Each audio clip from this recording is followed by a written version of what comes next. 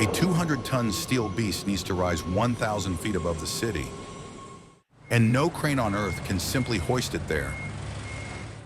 This is the engineering paradox hiding behind every super tall skyscraper. To build the tower, you need a crane. But how do you erect the crane itself when you can't just call a bigger one? The answer is pure genius. How does a machine lift itself into the sky, piece by piece, then completely vanish when the building is done? The world's largest tower crane, the Kroll K-10000, stands 120 meters tall. That's 393 feet. It can lift 120 tons at a radius of 82 meters and carries 223 tons of counterweights on its back. Its working area covers 6 football fields. You could play an entire NFL game within its reach. But here's what makes tower cranes truly incredible. They don't just sit there. They grow. They climb alongside the buildings they're constructing, reaching heights that would be impossible for any other machine on Earth. And when the job is done, they erase themselves from existence. To understand how a tower crane works, you need to think of it as a precisely balanced seesaw made of steel. Everything starts with the foundation, a massive concrete pad, typically measuring 30 feet by 30 feet by 4 feet deep. This single block weighs approximately 400,000 pounds. That's as much as 100 average cars stacked on top of each other, all to anchor one machine. Large anchor bolts are embedded deep into this concrete, and they need to be perfect. A flaw in this foundation, a miscalculation in the concrete mix or improper curing, could spark catastrophic failure. Rising from this foundation is the mast. It's a vertical steel lattice structure, typically about 10 feet square, built from modular sections. The triangulated lattice design provides exceptional strength while keeping the weight manageable. Each section stands about 20 feet tall. At the top of the mast sits the slewing unit. This is a gear and motor assembly that allows everything above it to rotate a full 360 degrees. It's what lets the crane reach any point within its circular working radius. Extending horizontally from the slewing unit is the jib. This is the long working arm, and it can stretch anywhere from 30 to over 80 meters in length.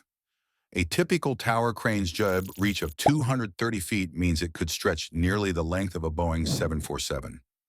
A trolley moves along this jib to position loads horizontally, and cables drop down to hook whatever needs lifting. On the opposite side sits the counter jib, loaded with concrete counterweight slabs. These typically weigh 16 to 20 tons total. They function exactly like the other end of a seesaw, balancing whatever weight is being lifted on the main jib side. Without them, the crane would tip over the moment it tried to lift anything significant. The crane operates on what engineers call a ton-meter rating system. A typical crane might be rated at 300 ton-meters. Think of it like this. You can lift 10 tons at 30 meters from the center, or 5 tons at 60 meters. But you can never break the balance. The crane's computer constantly calculates this moment, the load multiplied by the distance, and 2 electronic limit switches prevent the operator from ever exceeding the crane's structural limits. You simply cannot override these safety systems. And then there's the operator's cab, a small enclosed cabin positioned high on the crane near the slewing unit. It contains joystick controls, computer systems monitoring wind speed and weight limits, plus basic amenities, heating, cooling, a microwave. And let's just say there's a creative solution for bathroom breaks involving a funnel and a very long tube. But here's the problem tower cranes were invented to solve. Building super tall skyscrapers requires lifting thousands of tons of steel, concrete, and equipment to heights that no conventional crane can reach. Traditional mobile cranes max out at a few hundred feet. That's far below what modern skyscrapers demand. A typical large tower crane has a maximum unsupported height of only 265 feet. That's about 80 meters. Beyond this height, the crane becomes dangerously unstable without additional support. Yet modern skyscrapers routinely exceed 1,000 feet. Some push past 2,000. Construction materials for a single floor of a super tall can weigh dozens of tons. They need to be lifted hundreds of times per day. And urban construction sites are often extremely cramped, with minimal footprint available. You can't just bring in a bigger crane from outside. There's nowhere to put it. Before tower cranes existed, constructing anything above 10 to 15 stories required enormous wooden scaffolding and manual labor. It was slow, expensive, and dangerous. The concept of cranes dates back to 515 BCE in ancient Greece. But it wasn't until the early 20th century that someone figured out how to make a crane that could build itself upward. Without a crane capable of climbing alongside the building itself, modern high-rise construction would be impossible. Cities like New York, Dubai, and Hong Kong would never have their iconic skylines. The entire industry of super-tall construction depends on solving this one engineering puzzle. And the solution? It wasn't a more powerful machine, it was a smarter one. When the crane needs to grow taller, the climbing process begins. First, the crew hangs a balancing weight on the jib to compensate for the counterweights on the other side. Then they detach the slewing unit from the top of the mast. The entire upper structure, the jib, the counter jib, the counterweights, the cab, everything, is now sitting on a special piece of equipment called the climbing frame. This climbing frame contains large hydraulic rams. When activated, these rams push the entire upper structure upward by 20 feet. We're talking about a colossal combined weight of over 150 tons being jacked into the air with zero margin for error. The crane is essentially doing a chin-up with thousands of tons of machinery, lifting itself using only hydraulics and steel. Now there's a 20-foot gap between the top of the mast and the bottom of the slewing unit. The crane operator uses the crane itself to hoist a new 20-foot mast section into this gap. Workers bolt it into place, and the crane has grown taller by one section. Each jump is a ballet of force and precision. For the operator in the cab, it's a strange sensation, a slow, groaning ascent as their entire workplace is lifted higher into the sky. This process repeats as the building rises. A steel tower soaring 1,000 feet or more into the sky presents a massive problem: wind. Remember that 265-foot freestanding limit. Once the crane exceeds this height, it needs help staying upright. Even on a calm day at ground level, the winds at altitude can be fierce and unpredictable. A freestanding tower crane becomes dangerously vulnerable. This is where tie-in collars come in. These are steel collar assemblies with adjustable struts that secure the crane mast directly to the building structure. They're bolted around the mast and connected to the building at intervals of roughly every 100 to 150 feet. The horizontal forces, the wind loads, the operational stresses, all of that gets transferred into the building structure. The crane and the building become a single symbiotic structure. The building provides stability against immense wind loads, and the crane provides the lifting power to grow.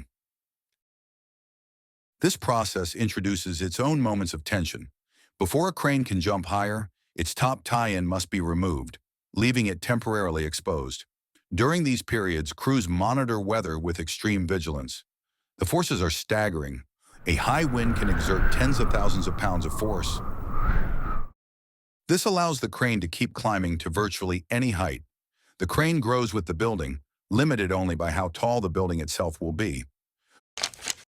But this solution creates a new complex problem. When the job is done, how do you remove a crane that's physically bolted into the finished skyscraper? If you're finding this engineering fascinating, hit subscribe and turn on notifications so you don't miss our next deep dive into the machines that build our world. Getting a tower crane to a construction site is a logistical operation in itself. A complete tower crane arrives on 10 to 12 tractor-trailer rigs. Individual components weigh many tons. The jib alone can measure dozens of feet in length.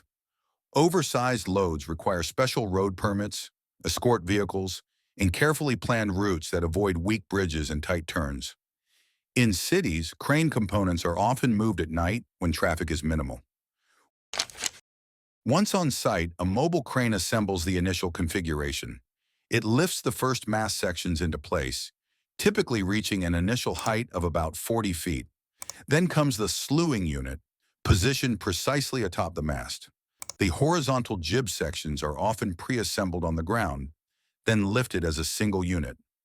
Counterweights are placed, the climbing frame is installed, and only then does the tower crane take over its own construction.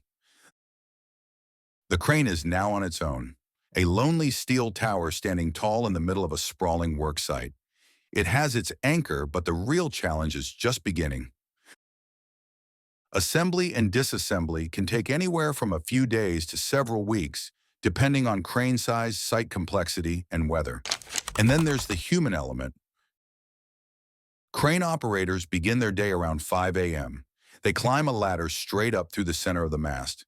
There's no elevator, just a vertical cage and a resting platform every 20 feet. The climb takes 15 to 20 minutes, and once they're up there, they tend to stay up there all day. Shifts often run 8 to 14 hours. When asked what it's like working on top of a 400-foot crane, one operator said it's like being on water. The crane constantly sways slightly with wind and load movements. Another described the job as threading a needle all day long. High winds pose constant danger. Cranes must stop operation when sustained winds exceed 40 to 45 miles per hour. The crane's large surface area acts like a sail, and suspended loads can swing unpredictably. Lightning is even worse. When storms approach, operators must remain in the grounded cab rather than risk climbing down metal ladders. The statistics are sobering. Approximately 90% of crane accidents are attributed to human error. Assembly and disassembly operations account for 26% of incidents. Climbing operations account for another 16%. Electrocution from overhead power lines causes roughly 25% of all crane-related construction fatalities. For the operators out there, have you ever been in a crane during a jump? What does that feel like? Is it as nerve-wracking as it sounds? But perhaps the most remarkable part of a tower crane's life is how it ends. When the building is complete, the crane has to disappear, and it can't exactly climb back down. The solution is almost absurdly elegant. To remove an isolated crane from a high-rise roof, you build another slightly smaller crane on the roof next to it. This smaller crane dismantles the original larger one, lowering components piece by piece to the ground using extremely long cables. Then an even smaller crane is built to dismantle that one. This process continues progressively until the last crane installed is small enough to be taken apart by hand, with components that can individually fit down the goods elevator. These smaller cranes are often derricks, the tower crane's simpler ancestors. From the skyscraper paradox to the massive anchor, the incredible self-climbing mechanism, and the clever nested dismantling, the journey of the tower crane is a testament to raw power guided by human ingenuity. Tower cranes represent one of engineering's most elegant solutions, a machine that builds itself upward, accomplishes its massive task, then systematically erases itself from existence. They are the unsung heroes of every skyline, present during a building's creation but invisible in its finished form. Modern tower crane technology has enabled buildings to exceed 2,000 feet in height, like Dubai's Burj Khalifa. These are engineering achievements that would have been impossible even 50 years ago. And the fundamental design, the triangulated lattice, the counterweight balance system, the self-climbing mechanism has remained essentially unchanged for decades because it solved the problem so perfectly. It's not just about building one skyscraper. It's the core technology that allows human ambition to keep reaching upward. Every skyscraper you've ever seen was built by a machine that could lift itself into the clouds, construct an architectural marvel around itself, and then quietly vanish. The tower crane is engineering's greatest magic trick, the ultimate disappearing act hiding in plain sight above every city's skyline. If this story made you think, hit the bell to get notified when we publish. And if you have thoughts or know of another mega project we should cover, drop a comment below. Would you climb a 400-foot ladder every morning to go to work? What's the most incredible thing you've ever seen a crane lift? Let us know. Thanks for watching.